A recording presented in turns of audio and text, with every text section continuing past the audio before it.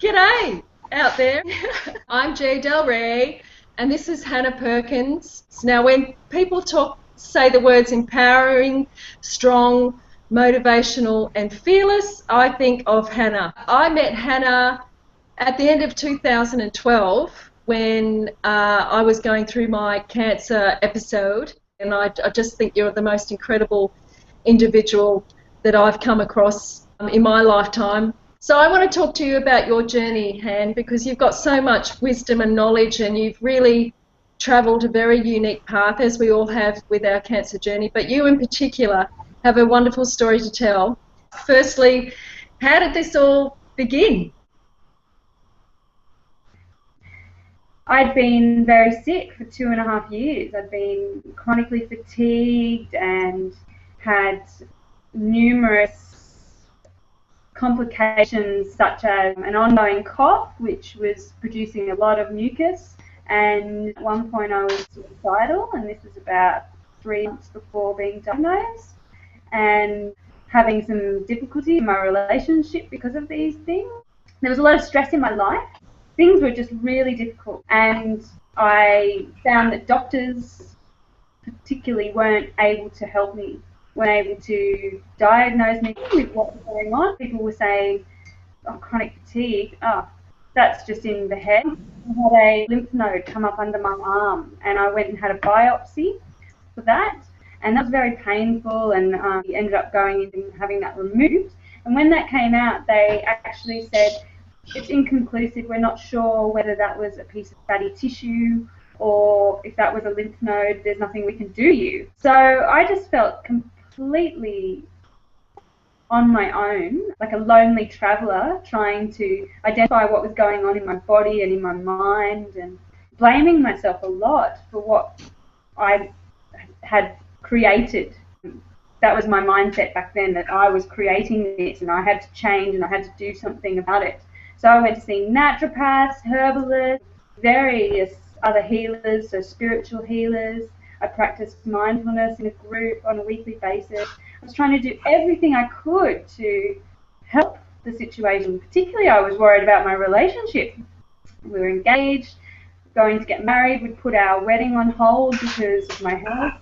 So I took myself off on a retreat to southern France. I was living in the UK at the time, and went to Plum Village, where the Zen master Thich Nhat Hanh resides, and that's a practice that I've been practicing for, I had been 2.5 years at that point. So I thought, all right, I'll take myself off on retreat, maybe that will help. I walked through the doors of this beautiful retreat centre, and I just thought to myself, oh, I've arrived, I am home. And I felt this sense of peace wash over me. I just felt like it was all going to be okay. Yeah. The next morning, I woke up with severe cramping. Thich Nhat Hanh visited the hamlet that I was staying in to give a Dharma talk. I couldn't even make it to the meditation hall, which was 100 metres away, to go and watch him. I was so sick in bed. And I kept saying to myself, oh, it's nothing major. I must have just had some gluten last night, and that's caused me some stomach problems. But I knew that this was something a bit more severe. And my roommate, who was French and hardly spoke any English, she insisted that I go to the hospital. She went and got the nuns and asked them to drive me till they started taking me in a little minivan. And whilst on the journey to hospital, I started to hemorrhage in the car, and I had a fit, and I passed out, completely went blank. And I was bleeding from the intestine, and I had extremely low blood pressure. I was anemic, and next thing I know, I woke up in the ICU of a small hospital nearby. How scary was that then? Yeah, that was very scary, especially because I was in a country where I didn't speak the language. Yeah. I didn't know what was going on with me. So I had a series of tests. I had an endoscopy, which is to look at the stomach. I had a colonoscopy to look at the bowel. And after 2 days of tests, they still hadn't found anything. Eventually, one enlightened doctor said we need to take her to the gastro hospital in Bordeaux, and we need to do a full body scan. I felt like there was no other choice than just to submit to everything. And I went through the tube, and the next thing I know, I'm in the ICU. In the middle of the night, they're trying to put a tube down my throat. And I have the most paralyzing fear of that. And I've later come to realize that in my first days after being born, I was put into an ICU, into a humidity crib because I got jaundice, and they put a tube down my throat. So I was petrified about that. So I asked them to bring the anaesthetist in, and I yelled at him, "Get it out!" He got it out, and I did vomit and it was unpleasant, but I felt this sense of ease again. Yeah. I wasn't in a fear state. I knew I was going to be okay. And so he told me that they were going to operate to remove what they'd found in my small intestine, and that was a mass the size of a small orange. That night I went into surgery. It took about 4 hours, and they removed this mass. And when I woke up and came to, my mum was there. We just enjoyed the French hospital and the French nurses, and the nuns came and visited me, and my friends came and visited me. After 9 days in the hospital, they told me that I had cancer. So what was your experience when you got told that news? I was told by the professor of this particular area of the gastro hospital, and it's the lymphoma part, and 16 students who accompanied her. And they all walked into the room, stood around me while I was having my breakfast. I was sitting down, they were all standing up, and they looked down on me. And I remember the professor saying, "You have cancer, and you should have started chemotherapy yesterday. It's extremely aggressive." Just a surreal experience. It was not at all held in a space of compassion or empathy even. And so they all left the room, and I had shed a few tears, but there was so much strength in me at that time. I was able to just make the decision that I need to go home to Australia. Even though my fiance was still in the UK, even though I had a group of friends who I loved dearly, I just knew that I had to come back to Australia. And not just for myself and for the treatment options here, but for my family. So you come back to Australia, and when was it that you decided this is the healing modality that I'm going to choose to take? It's the road less travelled, let's face it. What helped you make that decision? Well, I came back to Australia and I went into the hospital here, and I remember just being told you need to have aggressive chemotherapy and you need to start this Friday, which was actually the Friday before Christmas. Christmas was on a Monday. My best friend Chris, who had been cycling around the world for 4 years, had just got back to Australia, and he'd been back in the country a week and found out that I had cancer. So he picked us up from the airport and took us straight to that hospital. And when the doctors left, I just looked at him and said, "I'm going to do the Gerson Therapy." And how I'd come to that realization was 2 years before. A friend of mine had been undergoing chemo and having a lot of side effects and for breast cancer. And I'd watched Food Matters at the time and just thought to myself, given their situation, that if it ever happened to me, I'd want to try that first. And so it was easy for me to make that decision because I already knew in my heart that's what I wanted to do. So when I looked at Chris and I told him that, he said, "I'll support you." And then I later told my mum, and she said, "I'll support you." I got myself a naturopath, Catherine Alexander, who has been a solid rock of support for me throughout this journey. And within a week, she had prescribed me a certain number of juices, a certain number of enemas, and lots of different supplements, and a fully organic diet. So I was doing the Gerson therapy, but to the extent that my body could tolerate. It was hard for my body to digest all of the raw juices and the raw food involved in the Gerson diet. So I started on 10 juices and 3 enemas a day, and I did that for about 5.5 months. And within that 5.5 months, I also did a lot of other therapies. So I had twice weekly acupuncture. I was taking Chinese herbs. I was having hypnotherapy, psychotherapy, and doing my meditation as well. So I had a very busy life. I had 2 full-time jobs, my mum and Chris. When they did the surgery, the tumour had grown back within 2 weeks to exactly the same size. So it was an aggressive cancer.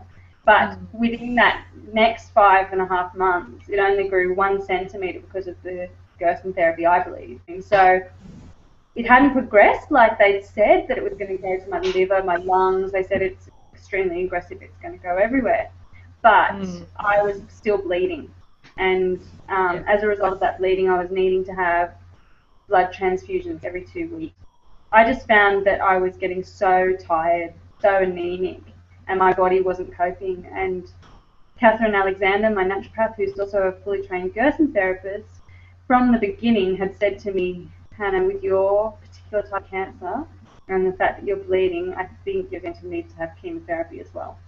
Which at the time, I was completely against and scared about. It was the biggest fear I had, was to have chemotherapy. At that point, I was actually thinking that dying would be better than have chemotherapy. I remember we both were going through a similar, I was wanting to go full-on Gerson as I was, and you were doing full-on Gerson, and we were really adamant, weren't we, that we were going to do it the natural way, and nothing was going to stop us. But I think we both, you know, we had that discussion, didn't we, that we have to do what feels right within ourselves. You know, at the end of the day, that is our choice and our decision, and it's our body. And I know you and I both have copped flack for doing what some people call the radical way of actually filtering our body with good, nutritious, organic juicing, as opposed to wanting to put the chemicals in. But, you know, I do remember you getting to the stage where it was so critical. It was really a life and death situation, wasn't it? Because I remember seeing you and thinking, you know, I really want Han to have some chemo so that they can target that tumour that was growing. But because you were so of the understanding of what chemo does, you also wanted to continue with the Gerson to flush it out as well. So that's a really important part, wasn't it? I mean, it wasn't as if you were going to go, okay, well, just hit me with chemo and then that's it. So just tell us about that decision.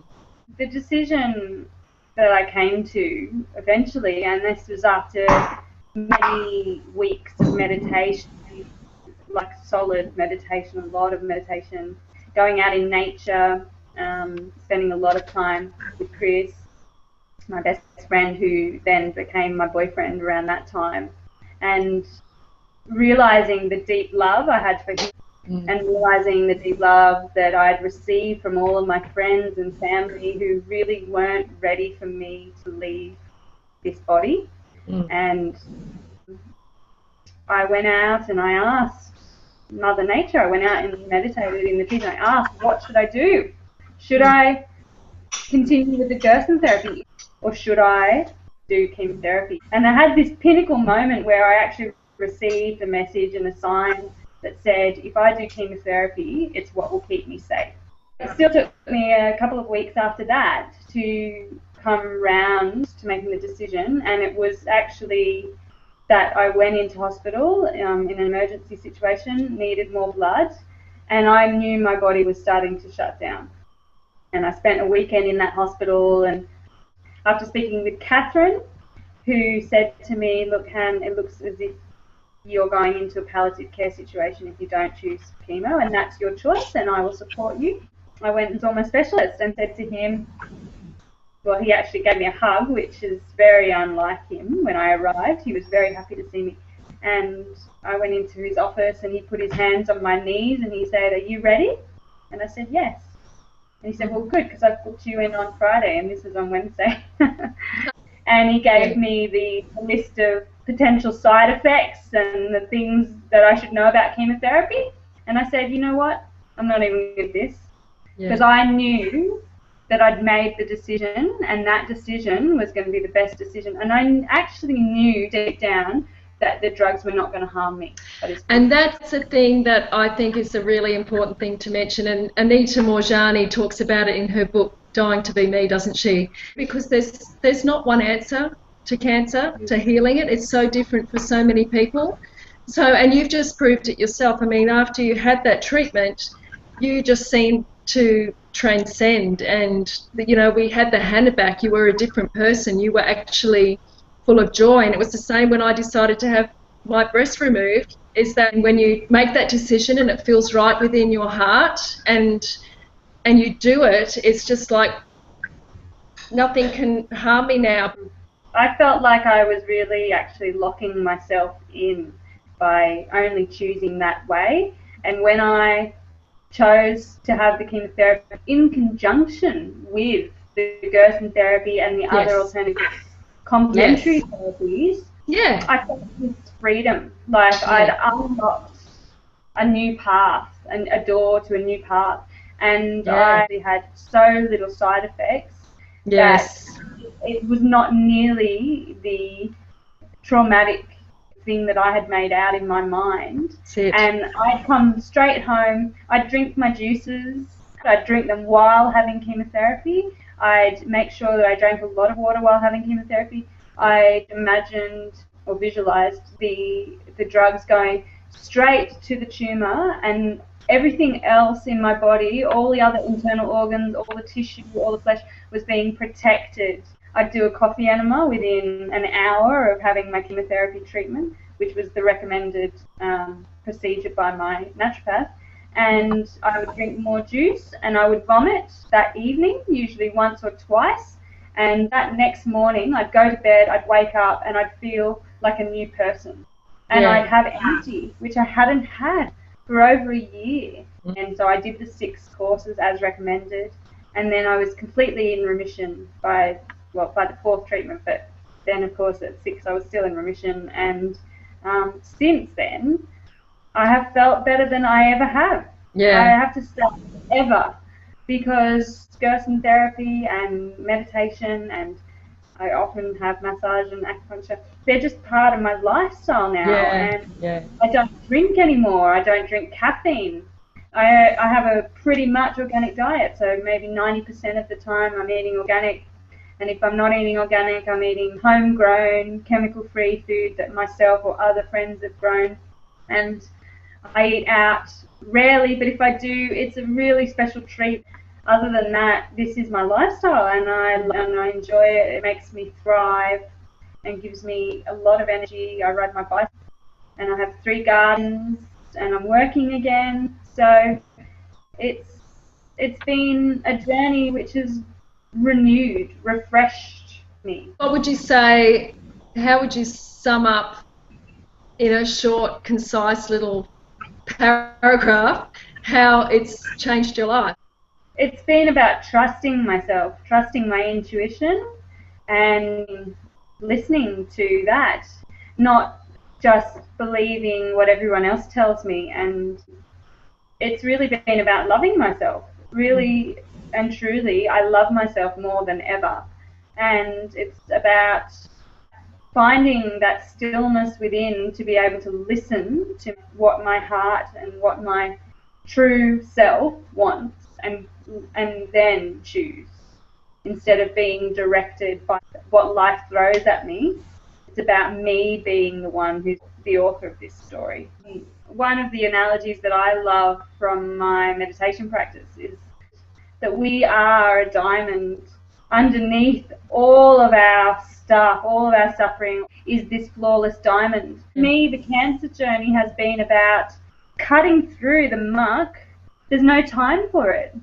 And just knowing myself as that diamond, knowing myself as that flawless being, and I'm perfect as I am. There's nothing I need to change anymore.